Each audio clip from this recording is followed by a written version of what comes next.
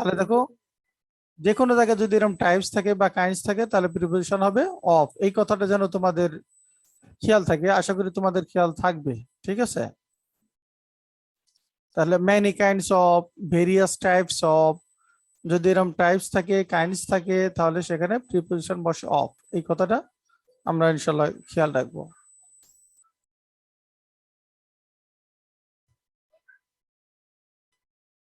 তাহলে এখানে হবে প্রিপোজিশন অফ।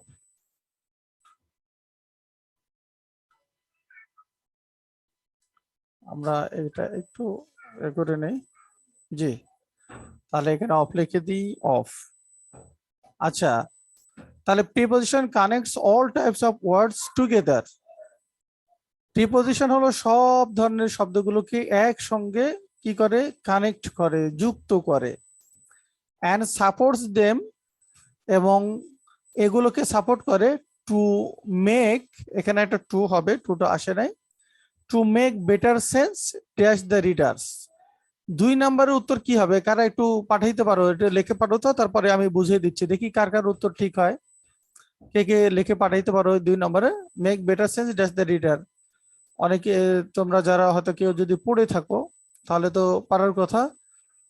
এবং এটা কিন্তু একটা স্ট্যান্ডার্ড প্রিপোজিশন। হ্যাঁ, পাঠিয়েছে একজন, দেখি কে উত্তর পাঠিয়েছে। উত্তর পাঠিয়েছে বেলাল এবং Ashraful Raihan, make better sense.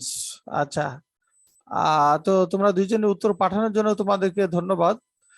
উত্তর লিখেছো যে এই জন্যই অনেক ধন্যবাদ, কারণ ট্রাই করেছো তোমরা। তাহলে 2 নম্বরের প্রিপারেশন হতে পারে কি আসলে, together and supports them to make better sense to the readers. আসলে টু দেওয়াটা উচিত হবে। তোমরা দিচ্ছ ফর দ্য রিডার্স, অর্থাৎ রিডারদের জন্য একটা ভালো সেন্স, রিডার অর্থ আসে ঠিকই, তবে এখানে অর্থাৎ পাঠকের কাছে যাতে কি হয়, words together and support them to make better sense, পাঠকের নিকট যাতে ভালো একটা বোধগম্য হয়। তাহলে নিকট অর্থে প্রিপোজিশন টু বসে, এটা তোমরা মনে রাখবে। নিকট, পাঠকদের নিকট। To, I have no money to me, যেমন আমার কাছে কোনো টাকা নেই, আমরা আসলে ওখানে ব্যবহার করি I have no money with me. তো এখানে টু দি রিডার্স মানে পাঠকের নিকট। তোমরা ট্রাই করেছো এই জন্য অনেক ধন্যবাদ। ফর দিলেও মোটামুটি অর্থ আসে, তবে তোমরা টু ব্যবহার করবে। They help us to understand the relationship dash objects. এইখানে 3 নম্বরে কি উত্তর হতে পারে? তোমরা ট্রাই করো দেখি, সবাই উত্তর লেখার চেষ্টা করো। হলেও আলহামদুলিল্লাহ, না হলেও আলহামদুলিল্লাহ, আমরা শিখবো। তাহলে দেখো দেখি কি উত্তর হতে পারে, একটু ট্রাই করো। They help us to, sorry এটা, they help us to understand the relationship dash objects.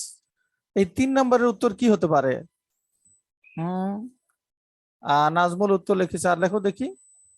Help us to understand the relationship. আচ্ছা দেখো, বিভিন্ন বস্তুর মাঝে এর সম্পর্কটা বোঝায়। মাঝে অর্থে কি প্রিপোজিশন বসে জানো? মাঝে অর্থে প্রিপোজিশন বসে বিটুইন অথবা অ্যামাং, এই দুইটা প্রিপোজিশন বসে। আমি আমার তোমাদেরকে লিখে দিচ্ছি। যদি দুই বস্তুর মাঝে বোঝায় তাহলে হয় বিটুইন, দুই বস্তুর মাঝে হলে বিটুইন। আর যদি দুইয়ের অধিক হয় তাহলে হয় অ্যামাং। তাহলে এখানে বিটুইনও হতে পারে, অ্যামাংও হতে পারে। অর্থাৎ প্রিপোজিশনটা সম্পর্ক বোঝায় দুই বস্তুর মাঝে বা দুইয়ের অধিক বস্তুর মাঝে। তাহলে বিটুইনও হতে পারে, অ্যামাংও হতে পারে। যেমন দেখো, there is good relationship between us, আমাদের মাঝে ভালো সম্পর্ক আছে। যেমন দেয়ার ইজ, আমি একটা বাক্য লিখতেছি, there is good relationship, good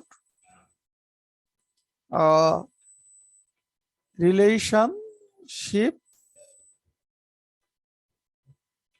you and me. দেখো আমি দিলাম you and, sorry,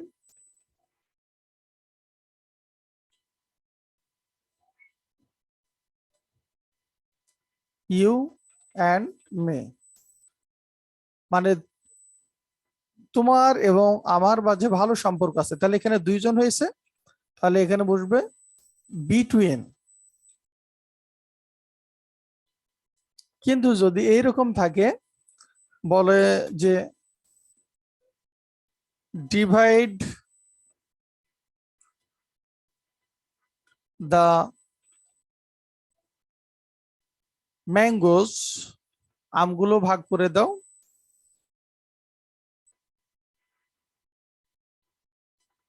dash the boys in the class,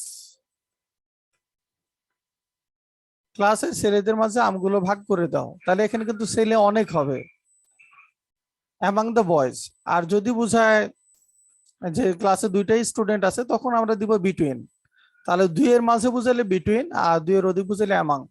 তাহলে প্রিপোজিশন যে রিলেশনশিপটা বোঝায় এটা হলো দুইয়ের মাঝেও হতে পারে, অনেকের মাঝেও হতে পারে। এই জন্য তোমরা এখানে বিটুইনও দিতে পারবে, অ্যামাংও দিতে পারবে। Dash examples the book and the table আর ড্যাশ দ্য কিচেন। যেমন দেখো, উদাহরণস্বরূপ বইটি এবং টেবিলটি রান্নাঘরে আছে। তাহলে উদাহরণস্বরূপ এর ইংরেজি কি? তোমরা যারা পারো লিখে ফেলো। উদাহরণস্বরূপ আমি বুঝিয়ে দিচ্ছি, ঠিক আছে? Thank you. নাজমুলের উত্তরটি হয়েছে, আশরাফুলের উত্তরটিও হয়েছে, থ্যাংক ইউ। তোমরা সুন্দর উত্তর করেছো, যারাই পারো উত্তর করে ফেলো ইনশাল্লাহ। তাহলে এখানে কি হবে? ফর এক্সাম্পল হয়, মানে উদাহরণস্বরূপ। যেমন এখানে একটা উদাহরণ দেওয়া হচ্ছে, ফর এক্সাম্পল। ফর এক্সাম্পল পরেরটা তোমরা পারলে 5 নম্বরটা করে ফেলো। For example the book and the table আর দ্য কিচেন। টেবিল এবং বই রান্নাঘরে আছে, এটা বোঝাচ্ছে। তাহলে কি হতে পারে? যদি ভিতরে থাকা বোঝায় তাহলে কি হয়? Thank you. এই যে নাজমুলের উত্তরটি হয়েছে। আর কে কে এরকম যারা পারো লিখে ফেলো। ফারিয়ার উত্তরটি হয়েছে, থ্যাংক ইউ ফারিয়া। তাহলে ভিতরে অবস্থান করা বোঝাইতে প্রিপোজিশন কি বসে? ভিতরে যদি স্থির থাকা বোঝায় তাহলে সেই ক্ষেত্রে প্রিপোজিশন ইন বসে। তাহলে এখানে হবে ইন। যেমন বলা হচ্ছে উদাহরণস্বরূপ বই এবং টেবিল রান্নাঘরে আছে, তার ইন দ্য কিচেন, রান্নাঘরে ইন দ্য কিচেন। আচ্ছা, এখন এখান থেকে এটা পরিষ্কার বোঝা যাচ্ছে না যে বই কই আছে আর টেবিল কোথায় আছে, বইটা কোথায় আছে। তো বলছে this ensures you a basic understanding if we add another preposition. তো এখানে আমরা নিশ্চিত হব যদি আরেকটা প্রিপোজিশন ব্যবহার করি তাহলে বুঝতে আমাদের সুবিধা হবে। সে কি? It makes it even clear. তখন এই বিষয়টা ক্লিয়ারার, অর্থাৎ কম্পারেটিভ ডিগ্রি ব্যবহার করা হয়েছে, অর্থাৎ বিষয়টি আমাদের কাছে আরো পরিষ্কার হবে। কি পরিষ্কার হবে? দেখো, this book is dash top of the table, অর্থাৎ এই বইটা টেবিলের উপরে আছে রান্নাঘরে। বইটা টেবিলের উপরে আছে আছে রান্নাঘরে। তাহলে আমরা যদি এখন লিখি তাহলে কি হইতে পারে? দেখো 6 নম্বরের প্রিপোজিশনটা কি হতে পারে এবং 7 নম্বরে কি হতে পারে। দেখো, নাজমুলের 6 নম্বরের উত্তরটি হয়েছে, thank you.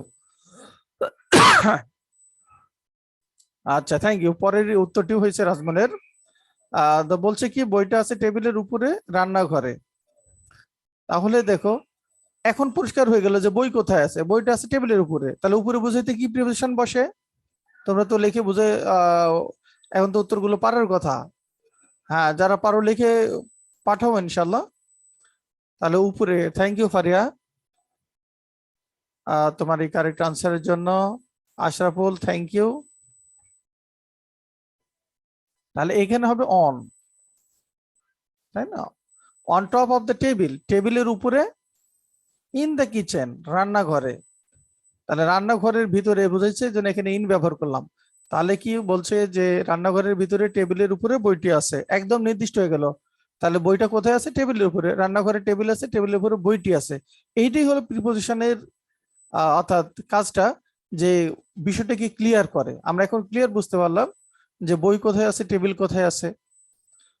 We have a clear picture, আমাদের একটা পরিষ্কার ধারণা আছে আমাদের মনে।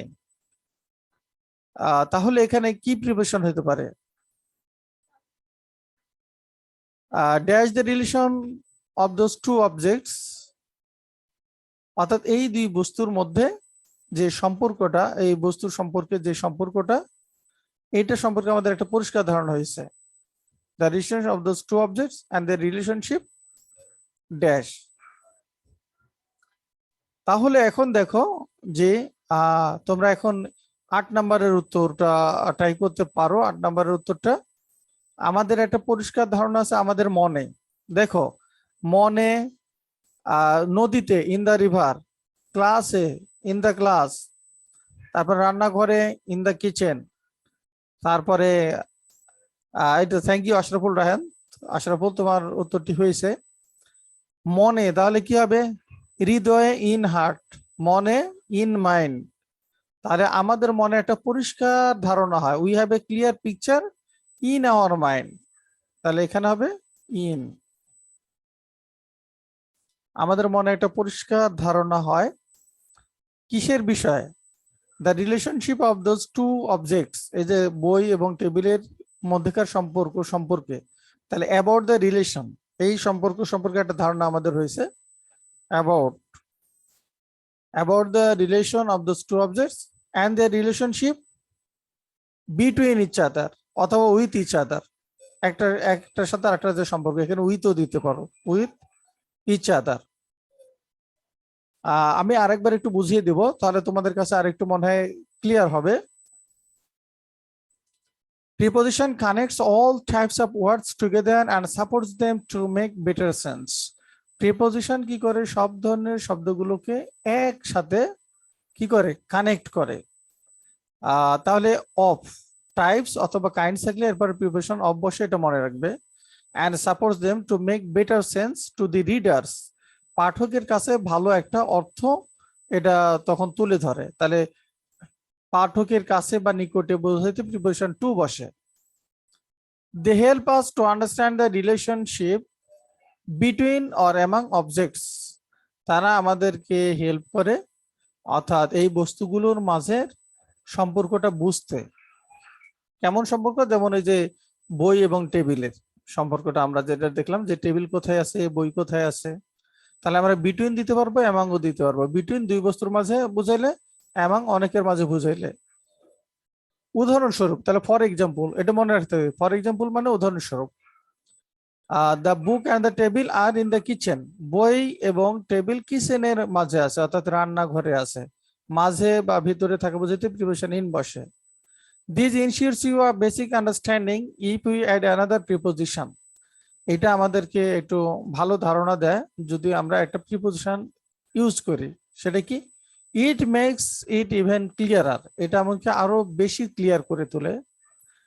This book is dash on the top of the table, আচ্ছা মনে করো কি ইন দ্য কিচেন, বইটা টেবিলের উপরে আছে রান্নাঘরে, তাহলে আমরা বুঝলাম টেবিল কোথায় আছে, বই কোথায় আছে।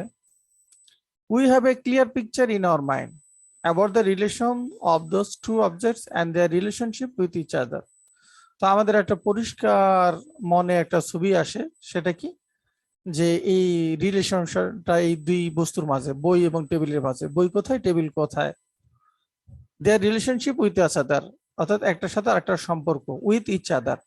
তো তোমরা বারবার যদি পড়ো তাহলে প্রিপোজিশন মনে থাকবে, কিন্তু বারবার পড়লে অর্থাৎ ইংরেজির ফ্লুয়েন্সি তো যাতে তোমার চলে আসে, এইভাবে পড়লে তোমার এটা মনে থাকবে।